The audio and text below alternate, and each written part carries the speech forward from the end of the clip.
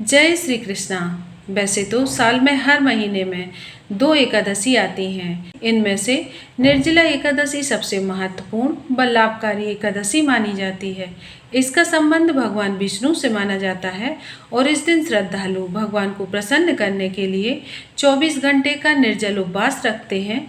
और निर्जला एकादशी को 24 एकादशियों में सबसे कठिन माना जाता है और ज्येष्ठ मास की शुक्ल पक्ष की तिथि को जो एकादशी पड़ती है उसे निर्जला एकादशी कहा जाता है। जैसा कि इसके नाम से ही पता चलता है कि इस व्रत में पानी नहीं पिया जाता, इसलिए यह निर्जला एकादशी कहलाती है। अगर आप पूरे साल एकादशी का व्रत नहीं कर पाते तो इस एकादशी को निर्जल होकर व्रत कर सकते हैं, जिससे आपको 24 एकादशियों का फल एक साथ प्राप्त हो सकता है।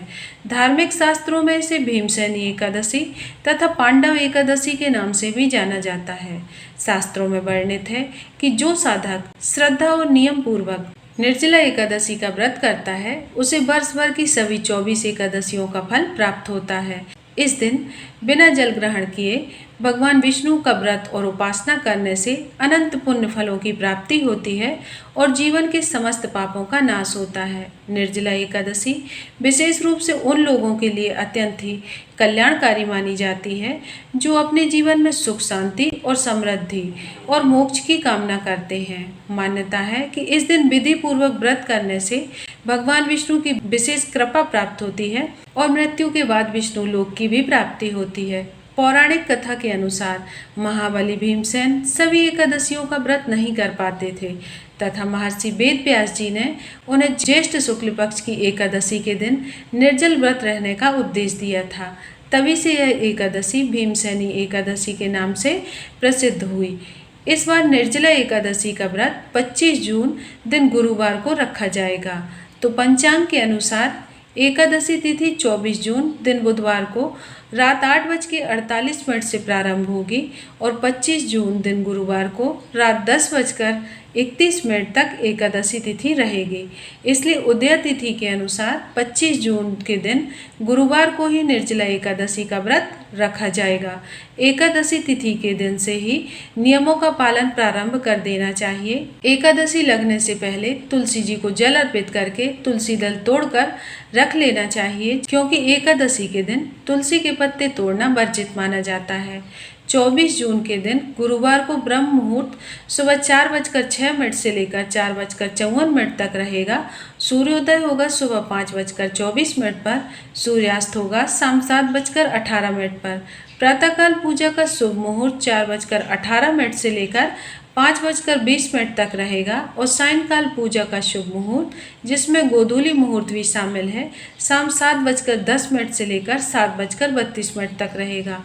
इस दिन राहु काल दोपहर 1:30 से लेकर 3 बजे तक रहेगा, इसलिए इस समय पर शुभ कार्य करने से हमें बचना चाहिए। द्वादशी तिथि 25 जून के दिन गुरुवार को रात 10:32 से प्रारंभ होकर 26 जून दिन शुक्रवार को रात 8:54 तक रहेगी और हरिवासर का समय 26 जून के दिन शुक्रवार को सुबह 8:10 पर समाप्त होगा।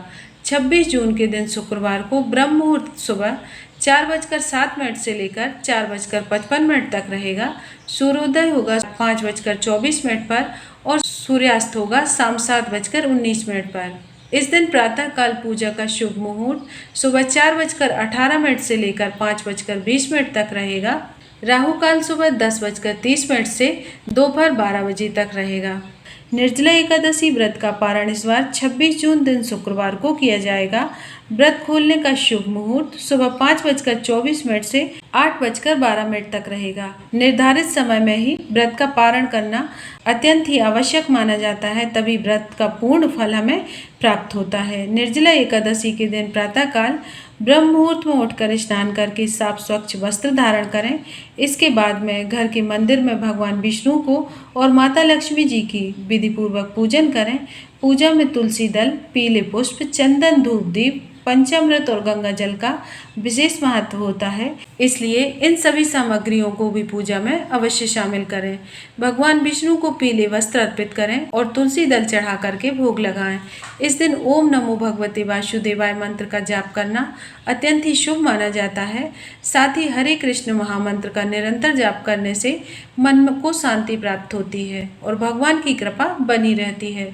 निर्जला एकादशी का व्रत अत्यंत ही कठिन माना जाता है, क्योंकि इस दिन जल तक ग्रहण नहीं किया जाता।